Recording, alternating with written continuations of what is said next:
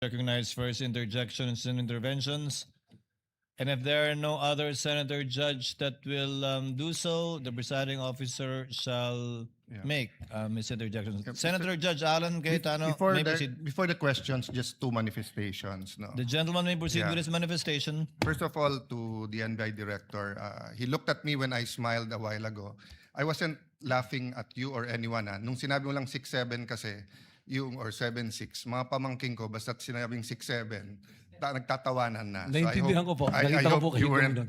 yung iba kasi hindi, baka akala ko anong No, I ibig understand sabihin. po. And we're on Yes TV, so we can be on opposite sides, but we can be very professional, di ba? Salamat So po. the second manifestation, Mr. President and Honorable Presiding Officer, you know, much have been said about technicalities, humahaba to, may mga relevant, irrelevant. So I just want the prosecution and defense to know, because we're gonna go on a short break. Short lang naman, SONA sa Monday kontra SONA sa Tuesday, makikita tayo sa Wednesday. Both sides, you're doing a good job.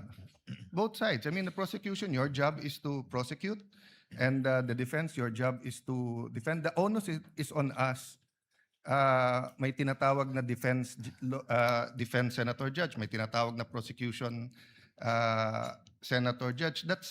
Wala pa akong impeachment dito na hindi nangyari yan. Di ba? Ang importante, hindi lang yung resulta, but yung proseso. And I always say, democracy is messy. If you want a dictatorship, it's less messy, but it's a dictatorship.